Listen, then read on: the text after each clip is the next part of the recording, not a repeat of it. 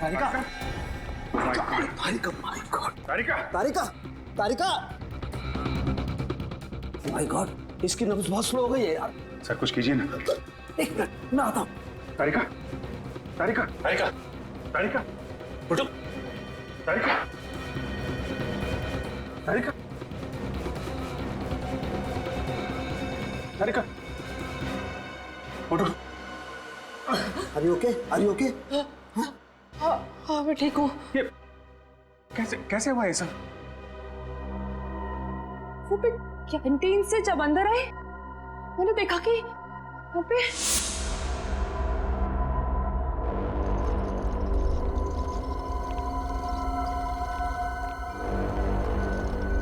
अरे कौन हो तुम लोग और लाश को कहाँ लेके जा रहे हैं? हम लोग जीके हॉस्पिटल से आए हैं। डॉक्टर सालुंके साहब ने हमें लाश को वहाँ के मोर्ग में लाने को कहा है। क्या? लेकिन मुझे तो कुछ नहीं बताया सालुंके सर ने इस बारे में। और ये फाइल का छुपा के ले जा रहे हो? सालुंके साहब ने फाइल भी मंगाई है। तो हम चलें? नहीं रुको, पहले मैं सर से एक बार बात कर लूं।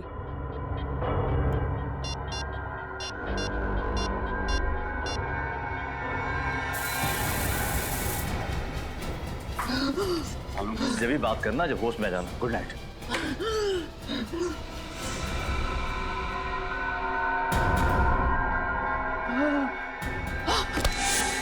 सर ये बात समझ में नहीं आई, कोई लाश क्यों चुराएगा?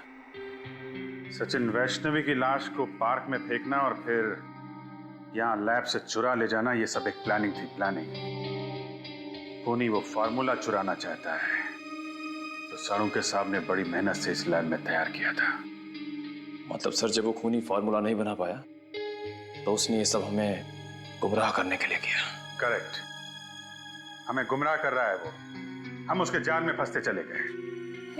लेकिन खूनी को ये बात कैसे पता चल गई कि सालुंके सर फॉर्मूला बना चुके हैं?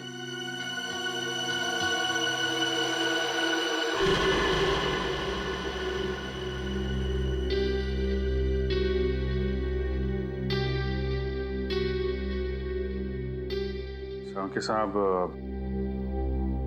कहीं आपने तो किसी को? आई एम सॉरी अभिजीत, लेकिन मैंने वो फार्मूला धनंजय को बताया था, लेकिन वो ऐसा आदमी है नहीं। केस की इंपॉर्टेंट डिटेल्स आप बाहर वालों के साथ शेयर कर रहे हैं। इतनी बड़ी भूल आप कर कैसे सकते हैं सालुंके साहब? मुझसे गलती हो गई, आई नो, मैं मानता हूं, लेकिन धनंजय मेरा दोस्त है यार। दोस्त खूनी नहीं हो सकता? धनंजय खूनी? हाँ, या तो धनंजय खूनी है या फिर उसका कोई साथी। सचिन, इन चोरों का स्केच बनवाओ और सारे खबरों को इन्फॉर्म कर दो।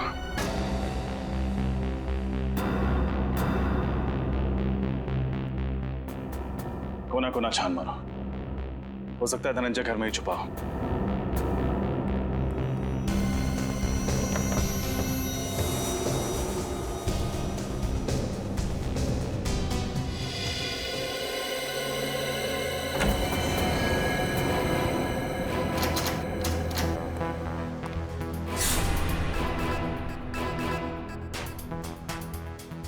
रजत, मेरी बात पे यकीन करो यार।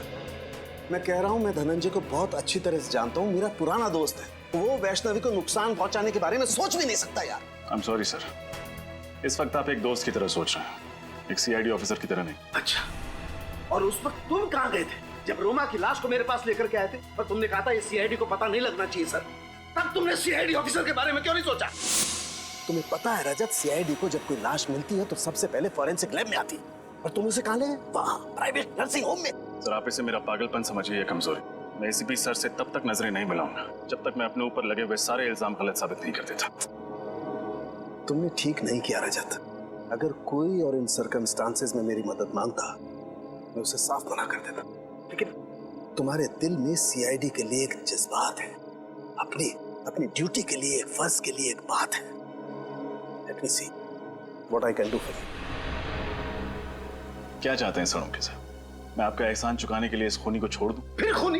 ये खूनी की क्या रट लगा रखी है तुमने रजत? एक बार प्रूव हो जाने दो कि धनंजय खूनी है, फिर चढ़ा देना उसे सूली पर, चढ़ा देना तुम। सर, वो खूनी है कि नहीं ये तो तभी साबित होगा जब वो हमारे हाथ लगेगा। पता नहीं किस कोने में जाके छुप गया है।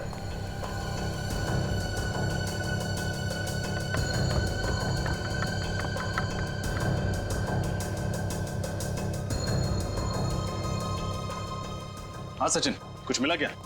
हाँ सर, ये देखिए चाय का मग और उल्टी रखी किताब। इसका मतलब कुछ देर पहले यहाँ बैठकर कोई किताब पढ़ रहा था। कोई और नहीं सचिन, जरूर धनंजय ही होगा। किसी ने उन्हें खबर कर दी होगी कि हम आने वाले हैं। बस भाग गया। क्या हुआ?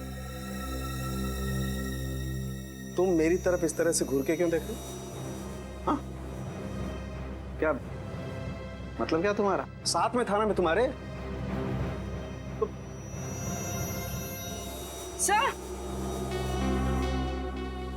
सर ये देखिए, टूटा हुआ वास।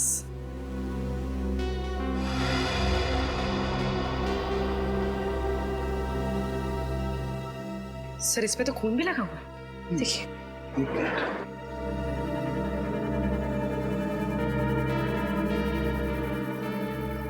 इस पे तो कुछ उंगलियों के निशान भी है। पूर्वी, सर एक काम करो, घर में देखो कोई टेल्कम पाउडर है क्या, प्लीज। तो कहीं ये खून धनंजय का तो नहीं? धनंजय को कुछ हो तो नहीं गया? या फिर शायद धनंजय ने किसी को कुछ कर दिया। सर हाँ, थैंक यू।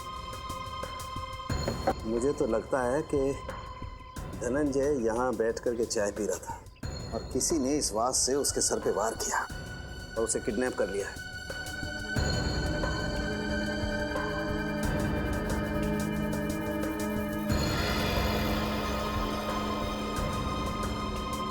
अब इस फिंगरप्रिंट का फोटो ले लेते हैं। अब पुलिस रिकॉर्ड में मैच करके देखते हैं, पता चल जाएगा आखिर ये है कौन।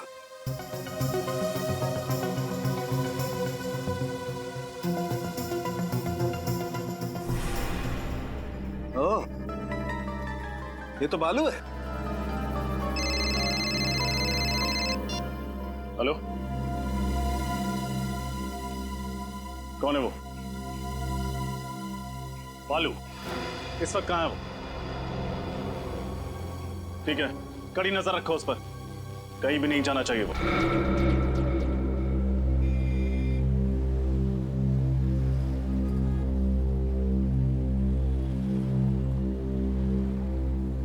चलो भाई, तुम जाओ।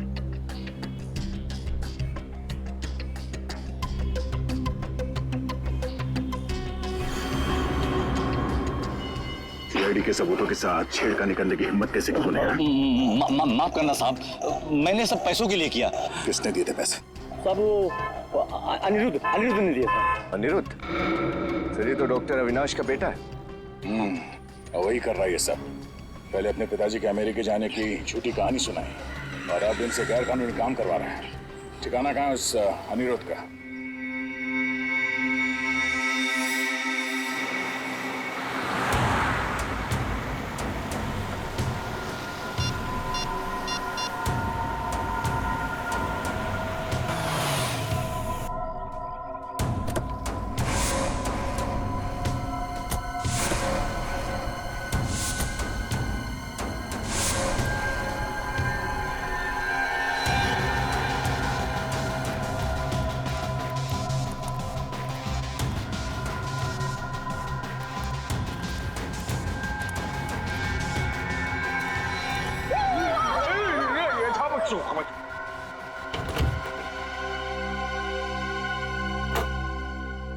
कौन हो तुम?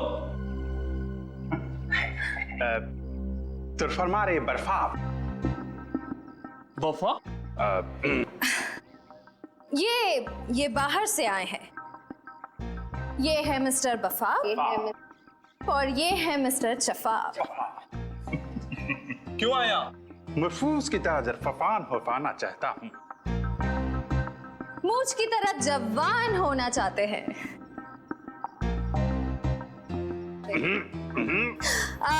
इनके कहने का मतलब है कि इन्हें पता चला है कि तुम्हारे बॉस के पास एक स्पेशल फॉर्मूला है जिससे लोग जवान हो जाते हैं और ये वो फॉर्मूला खरीदना चाहते हैं। नहीं, ऐसा कुछ नहीं है। चलो निकले यहाँ से। दरफात तरफोड़ के हरफात पे रख देंगे।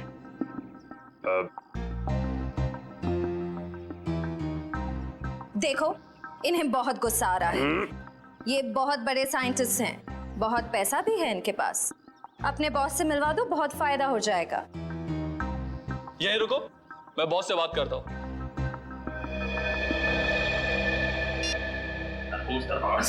सर फोड़ने का नहीं नहीं, वेट करो वेट करो। Sir control control.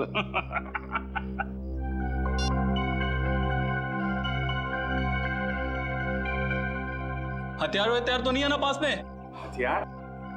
अब हर हथियार, हर हथियार की जरूरत नरफी। हर फरमारा हर हथियार। चले, चलो। let's go.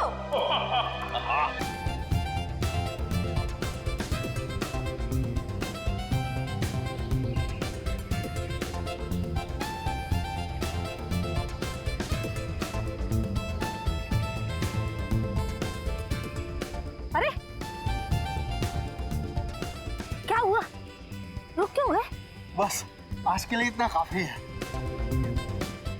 इतनी जल्दी हार मान गए? अब उम्र भी तो हो गई है। हाँ, लगता है आखिरकार बुढ़ापे ने तुम्हें हरा ही दिया। चलो जूस पीते हैं। चलो।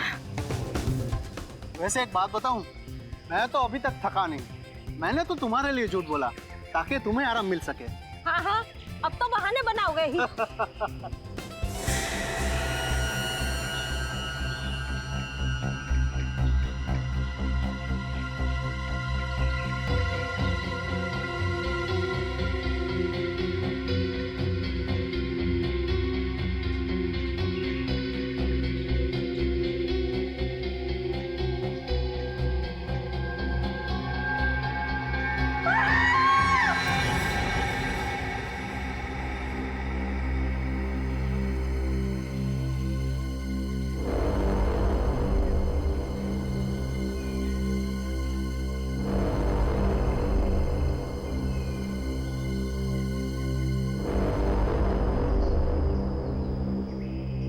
देखो बॉस, इस लड़की के कपड़ों पर ये गन पाउडर लगा हुआ है। इसका मतलब साफ है, इस लड़की को बहुत नजदीक से गोली मारी गई है, ऑलमोस्ट पॉइंट ब्लैंक रेंज से।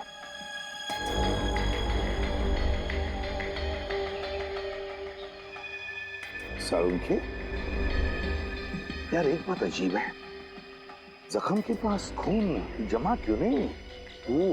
क्लॉटिंग क्यों नहीं हुआ खून का? यही बात मैं भी सोच रहा हूँ, ब्लड क्लॉटिंग क्यों नहीं है? Blood clotting sir?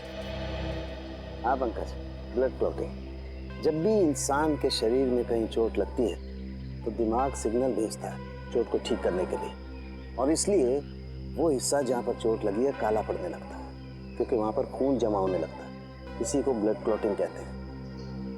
लेकिन यहाँ पर ब्लड क्लॉटिंग का कोई निशान क्यों नहीं है?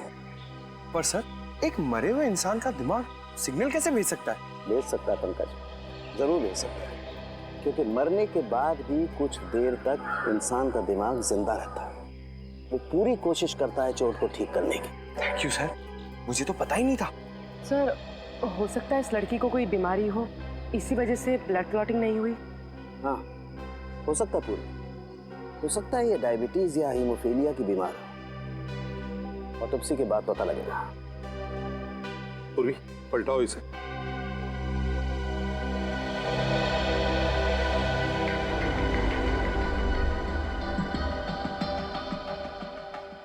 यार एग्जिट वूंड तो है, गोली पीठ से बाहर निकली है, गोली बाहर निकली है।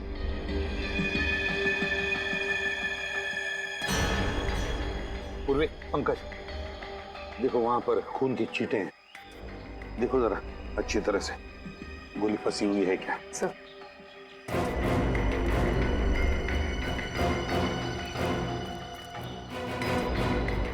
साउंड, एक बात बता, इस लड़की की मौत हुई कब?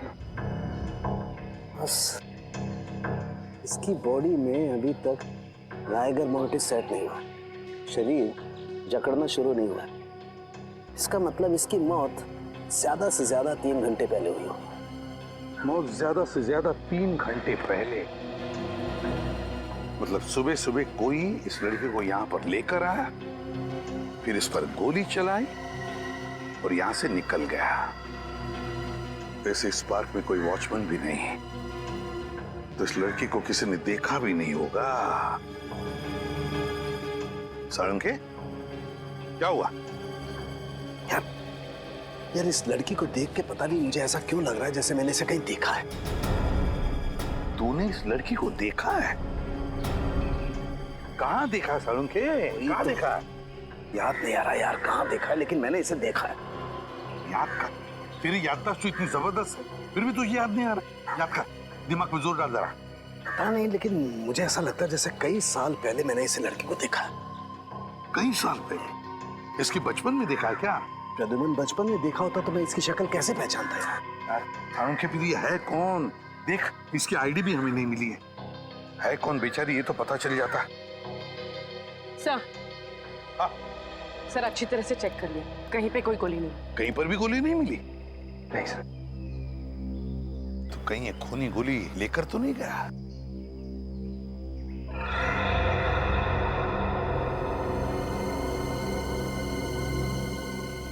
पूर्वी, वो देखो।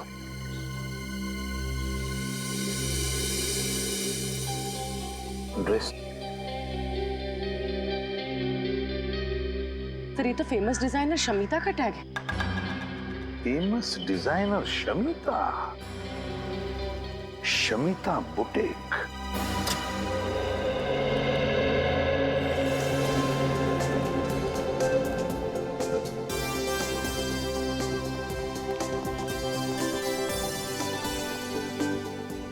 वेलकम टू शमिता's बुटीक।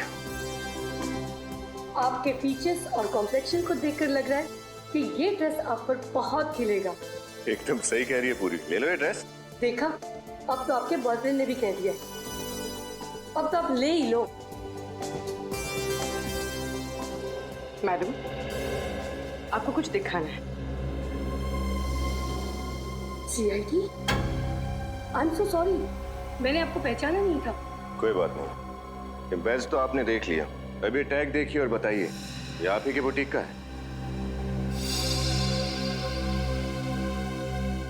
है नहीं, था। हाँ मतलब ये टैग हम बहुत साल पहले यूज करते थे, करीब 15 साल पहले। 1998 के बाद हमारे बुटीक का लोगो बदल गया है, अब हम ये लोगो यूज करते हैं।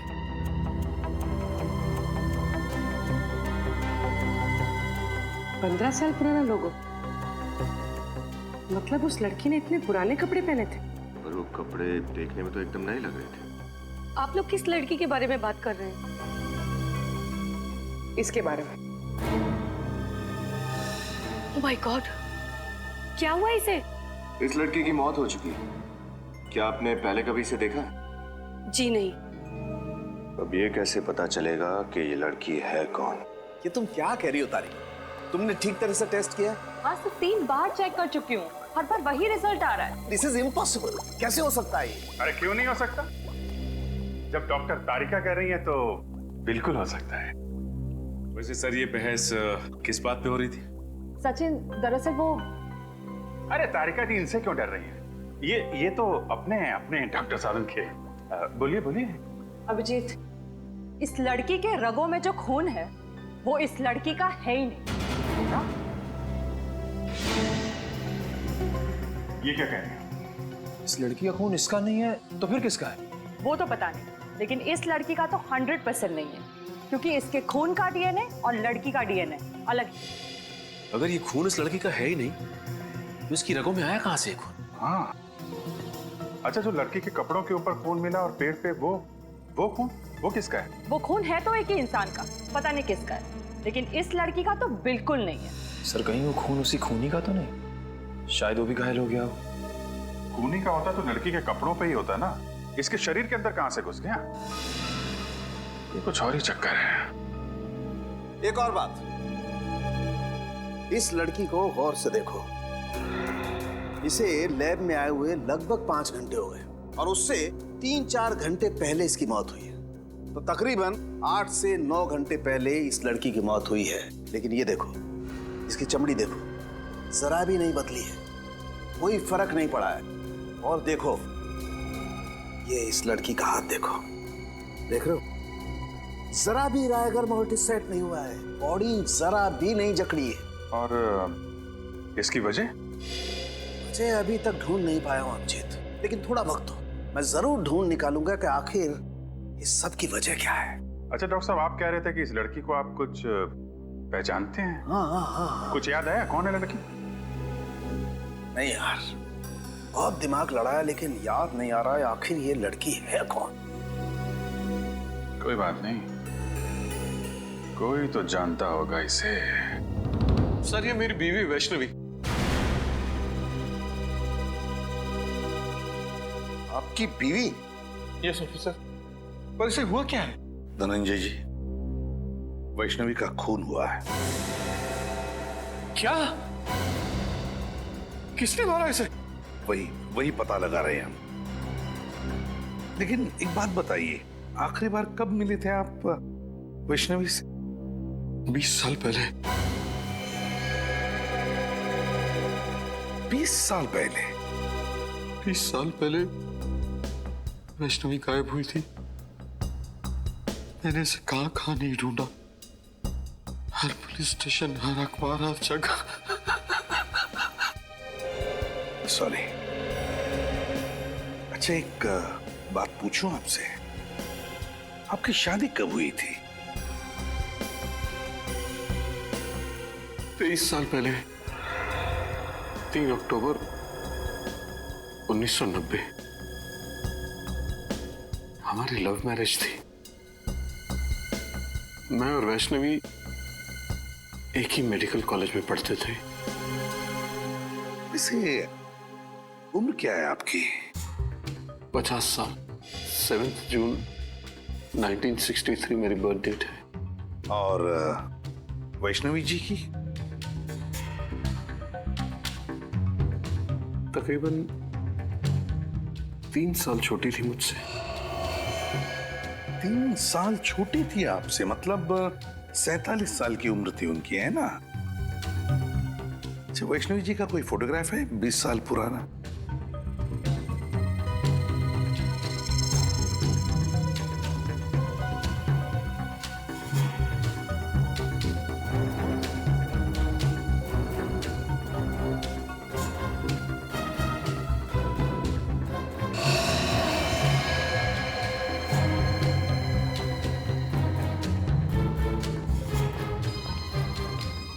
सर, वैष्णवी 20 साल पहले जैसे लगती थी, आज भी ठीक वैसे ही लगती है।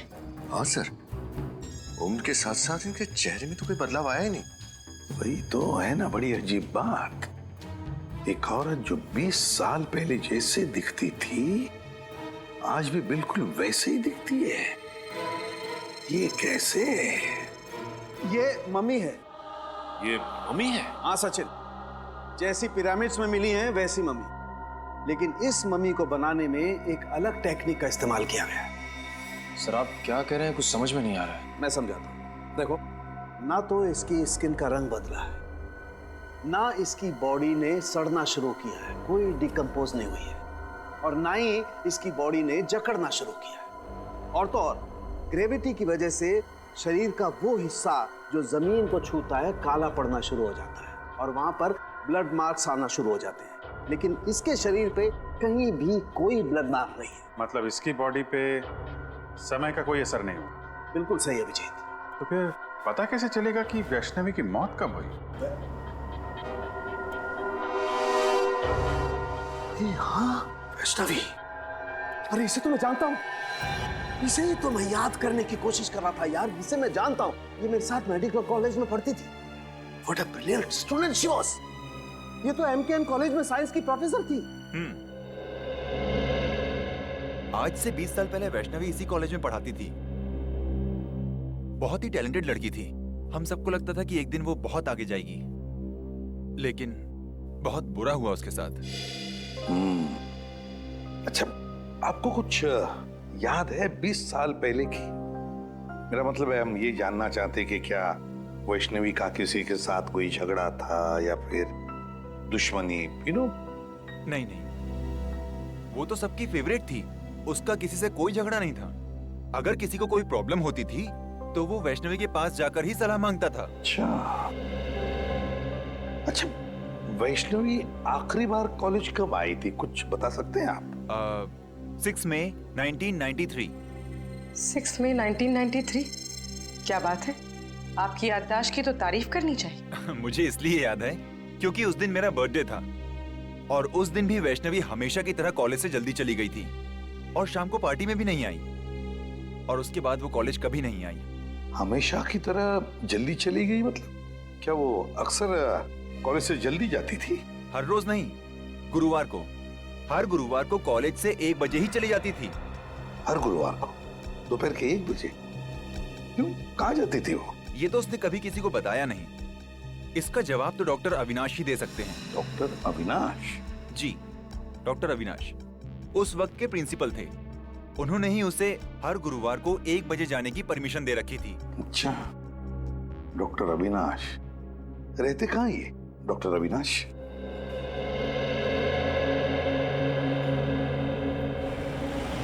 हाँ, ले दोस्त, कॉफी पी।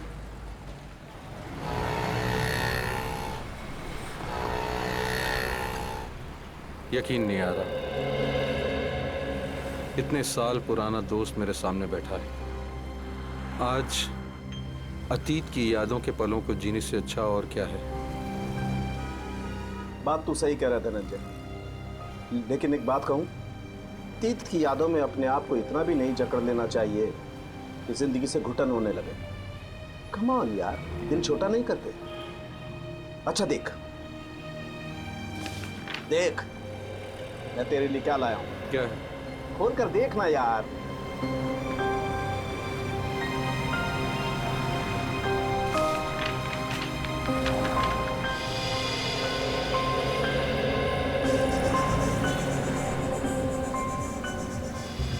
ये फोटो तो हमारे कॉलेज के एनुअल डे फंक्शन की है ना?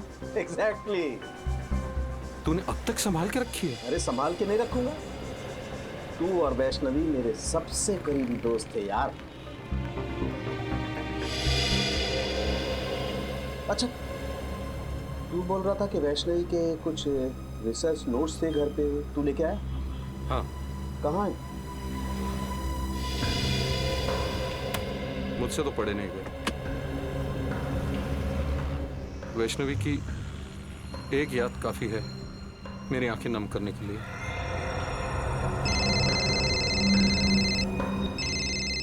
एक मिनट।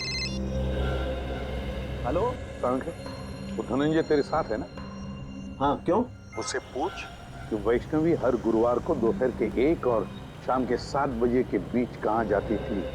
और एक बात, धनंजय से पूछ ले कि क्या वो हमें वैष्णवी के रिसर्च पेपर्स, मेरा मतलब है रिसर्च की जो फाइल्स हैं, वो दे सकता है क्या? हाँ ठीक, ओके।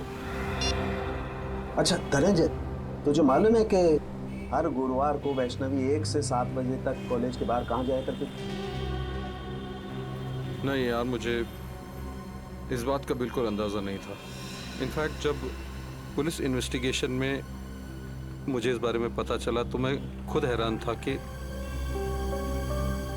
वैष्णवी ने इस बारे में मुझे बताया क्यों नहीं कभी। कमाल है यार, वैष्णवी ने ये राज तुझसे छुपा के क्यों रखा? ऐसी क्या बात थी?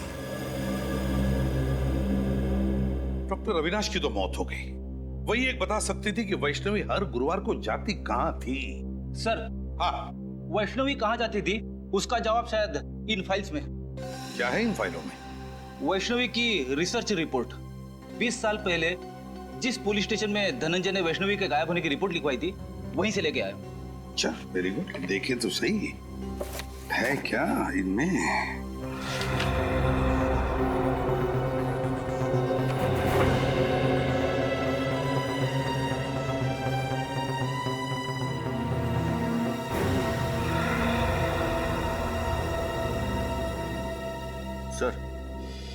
सर ये देखिए, वैष्णवी गायब होने से पहले 2 रिसर्च प्रोजेक्ट पर काम कर रही थी, एक पोस्टमार्टम और एक प्रीमार्टम। सर पोस्टमार्टम के बारे में तो सुना है, जो सालून के साहब लाशों के साथ करते। ये प्रीमार्टम क्या होता है? फ्रेडी, प्रीमार्टम शरीर की वो स्थिति है, शरीर की वो स्थिति जो किसी भी इंसान के मरने से पहले होती है, मरने से पहले। और फिर पोस्टमार्टम तो तुम जानते ही हो। लेकिन एक बात समझ में नहीं आ रही है कि वैष्णवी इन 2 विषयों पर ही क्यों, प्रीमार्टम और पोस्टमार्टम, इन 2 विषयों पर ही क्यों रिसर्च कर रही थी? क्यों? ऐसा क्या खोज रही थी वो? किस बात पर रिसर्च कर रही थी? कहीं ना कहीं तो कुछ भी तो मिलना ही चाहिए। ये क्या है? ओह, वैष्णवी ये रिसर्च कर रही थी, ये खोजने की कोशिश कर रही थी वैष्णवी, जिससे इंसान का शरीर अनश्वर रह सके, अनश्वर, immortal, Chiranjeev.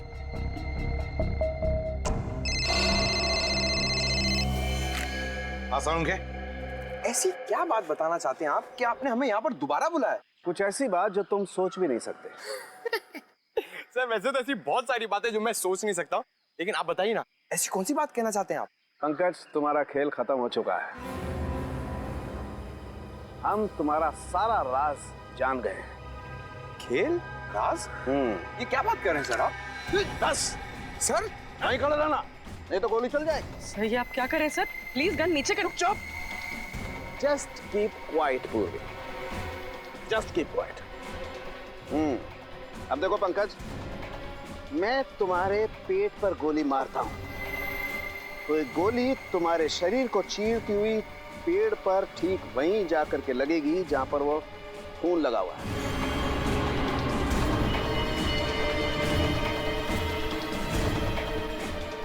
Right sir, please sir को रोको, मेरे पैर कांप रहे हैं। सर ये क्या मजाक है? बिल्कुल चुप। पंकज, जमीन पे लेट जाओ। लेट जाओ, नहीं तो गोली मार दूंगा। एक मिनट सर, बैठो। गुड।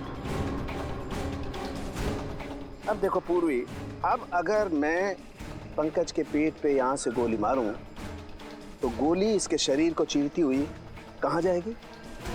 जमीन में जाएगी सर। एग्जैक्टली। रुक जाओ सालों के, नहीं तो गोली चला दूंगा मैं। ये गन रख ले बस।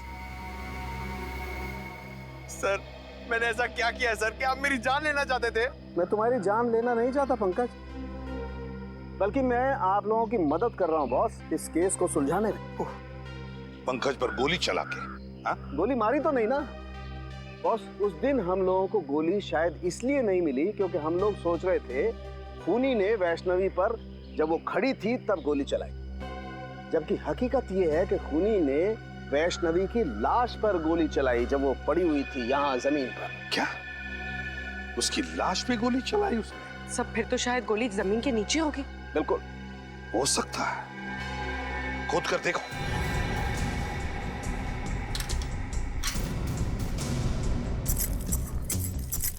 मतलब साळुंखे, ये खूनी हमें गुमराह कर रहा था। उसने गोली चलाई जिंदा वैष्णवी पर नहीं, वैष्णवी की लाश पर, और फिर उसके बाद में उसने उस पेड़ पर खून लगा दिया ताकि हमें लगे कि उसने जिंदा वैष्णवी पर गोली चलाई। सर गोली मिल गई। गोली मिल गई तो समझो खूनी भी मिल गया। वेरी गुड, फिर तो मिठाई खिलाओ यार। साळुंखे, पहली मिठाई तुझे खिलाऊंगा क्योंकि खूनी तेरा दोस्त धनंजय है। धनंजय। क्या बात कर रहे हो यार तुम? हाँ धनंजय, क्योंकि ये गोली उसी गन की है जो गन हमें धनंजय के घर में मिली थी, समझे? धनंजय की गन? लेकिन तुम धनंजय के घर कब गए? जब तुम धनंजय के साथ कॉफी शॉप में कॉफी पी रहे थे तब। प्रद्युमन, तुम मेरे दोस्त पर शक कर और तुमने मुझे इस बारे में बताया क्यों नहीं? जरूरी नहीं समझा। चलिए सर, धनंजय को गिरफ्तार कर लेते हैं। हाँ, धनंजय को तो कभी भी अरेस्ट कर सकते हैं, लेकिन ये बात किसी को भी पता नहीं चलनी चाहिए। याद रखना साळुंखे।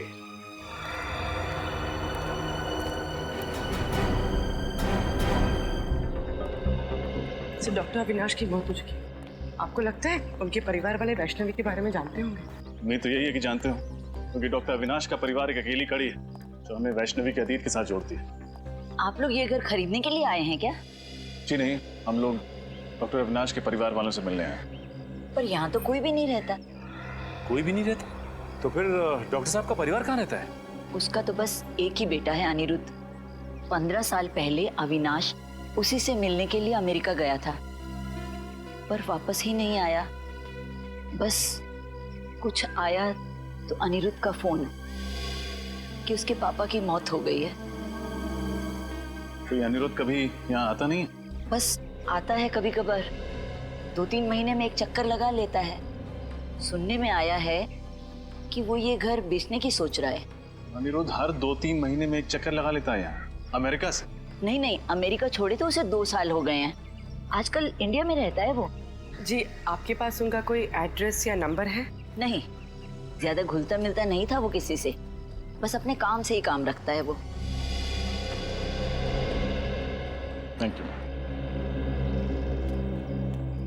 हमारे पास इतना वक्त तो है नहीं कि अनिरुद्ध के यहाँ आने का इंतजार करें। अंदर चल के देखते हैं, हो सकता है कोई नंबर या एड्रेस मिले।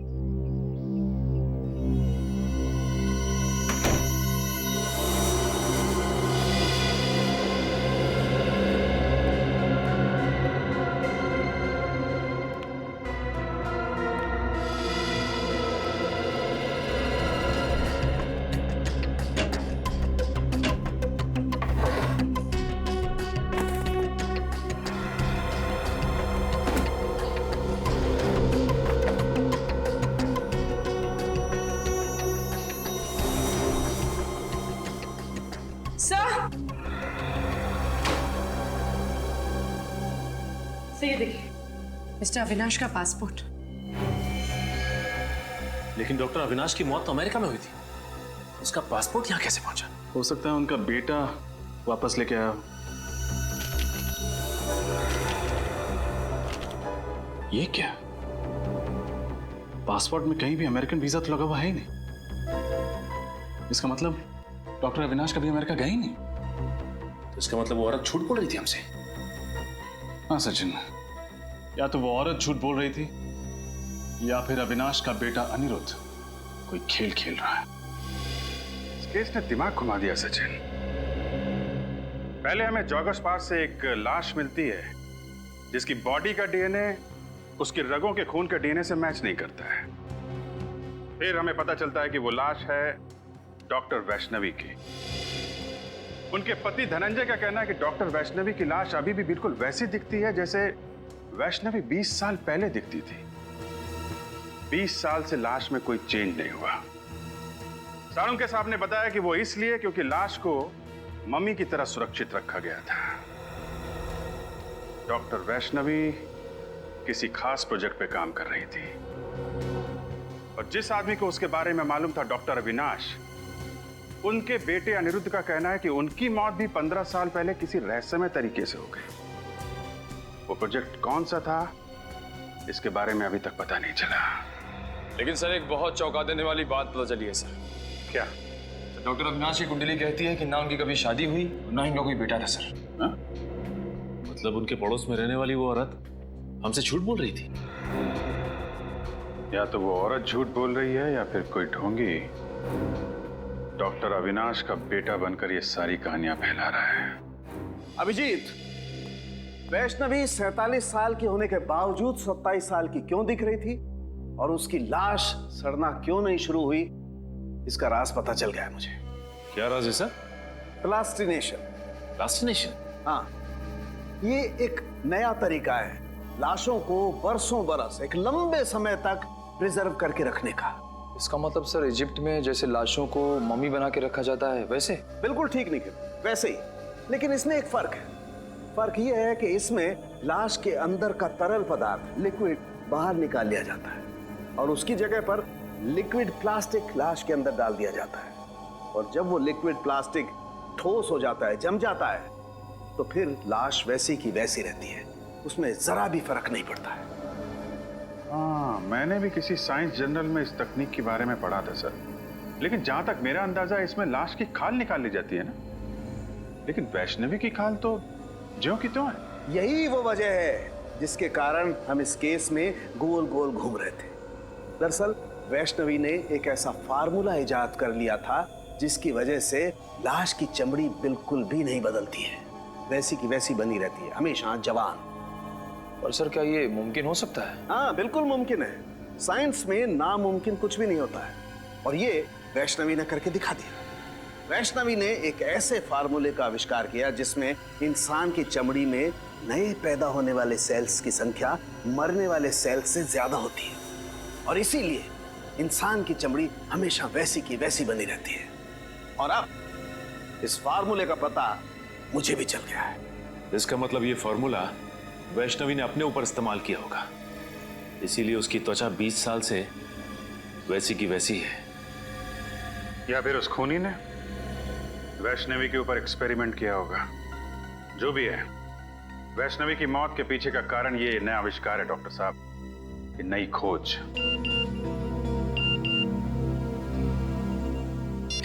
प्लीज सर जल्दी आइए, मैं खतरे में हूँ। तारिका, तारिका खतरे में, कम ऑन।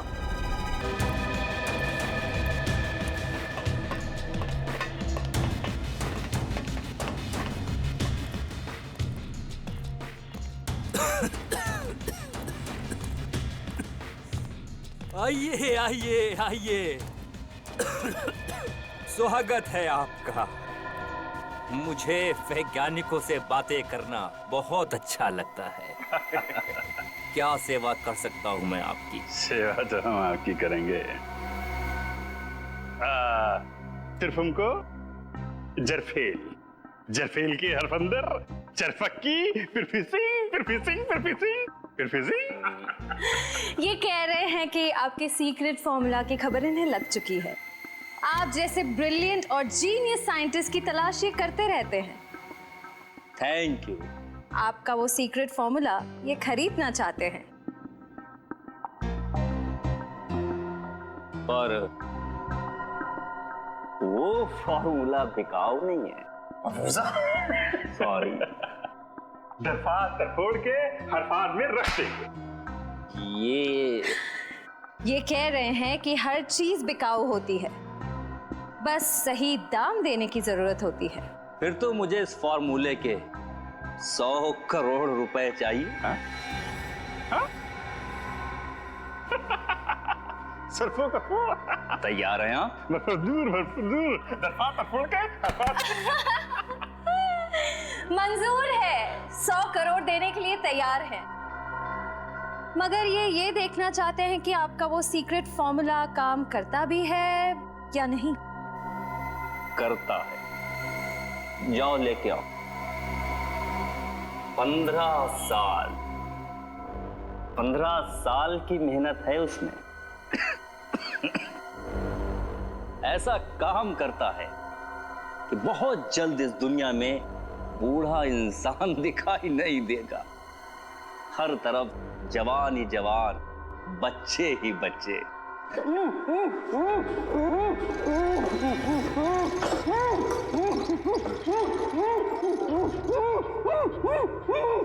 देखिए कैसे मैं इस 55 साल के आदमी को अपने सॉल्यूशन की मदद से 25 साल का नौजवान बना दूंगा। दरफात तरफोड़ दो। ये पूछ रहे हैं आप ये सब करेंगे कैसे? विज्ञान। जैसे जैसे इंसान की उम्र बढ़ती जाती है, उसके शरीर के सेल्स की मरने की संख्या नए पैदा होने वाले सेल्स से कहीं अधिक ज्यादा हो जाती है, जबकि हमारे बचपन में या जवानी में ऐसा नहीं होता। अब देखिए, इस सॉल्यूशन की मदद से मैं इसकी खाल को फिर से जवान कर दूंगा, क्योंकि नए पैदा होने वाले सेल्स की संख्या मरने की संख्या से कहीं अधिक ज्यादा हो जाएंगे।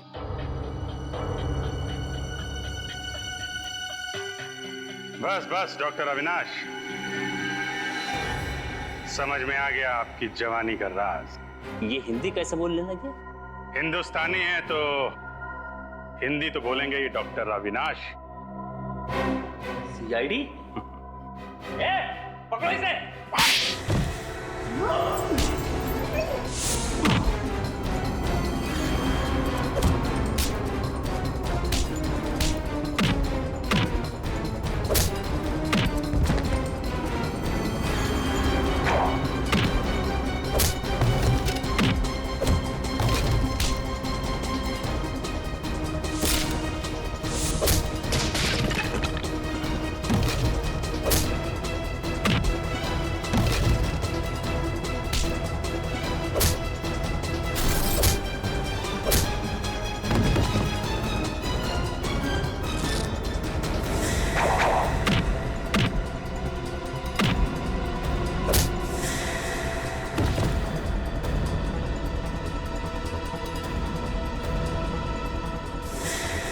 बुढ़ापे में इतनी भागदौड़ अच्छी नहीं है अविनाश जी, ब्यूरो चल के आराम कर लीजिए।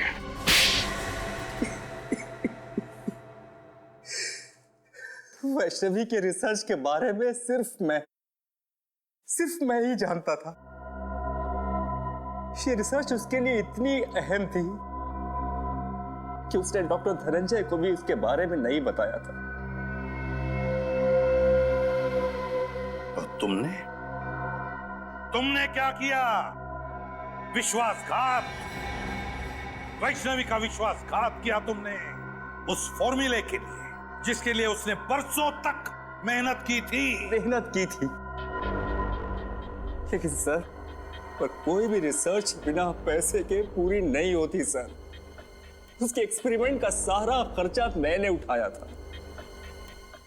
उसे खुफिया लैब बना के दी ताकि वो बिना किसी रोक टोक के पूरी शिद्दत और मेहनत से अपने जुनून में सफल हो सके। और जब वैष्णवी सफल हो गई तो तुम लालची हो गए। तुमने सोचा क्यों ना वो फॉर्मूला लेकर नाम और पैसा खुद ही कमा लूं, है ना? लेकिन जब उसने फॉर्मूला देने से मना कर दिया तो मैंने उसे मार डाला और उसी को लाश को प्लास्टिनेट करके उसी पर एक्सपेरिमेंट करने लगा। एक्सपेरिमेंट क्यों? वैष्णवी की मौत के बाद फॉर्मूला तुम्हारे हाथ नहीं लगा? नहीं, क्योंकि उसने मरने से पहले वो कागज को नष्ट कर दिया था। मैं 20 साल तक नाक रगड़ता रहा, लेकिन वो केमिकल मुझसे नहीं बना। ओ, एक और सफलता, एक और सफलता। न जाने कितनी बार मुझे फेल होना पड़ेगा अपने इस एक्सपेरिमेंट में। हमें गुमराह करने के लिए तुमने वैष्णवी की लाश को पार्क में फेंक दिया। तुम जानते थे कि सीआईडी वाले आज नहीं तो कल उस केमिकल के बारे में जरूर पता लगा लेंगे और मौका मिलते तुम उसे चुरा लोगे, हैं? हाँ, और मेरा प्लान कामयाब भी हो गया था, लेकिन उस केमिकल को बेचने से पहले आप लोग मुझ तक पहुंच गए। बड़े बड़े मुजरिमों के पापी इरादों पर पानी फिरा है सीआईडी ने, समझे? अब जेल में सड़ते बैठना, अपनी नकली जवानी के दिन काटते, फांसी का ऑर्डर आने तक।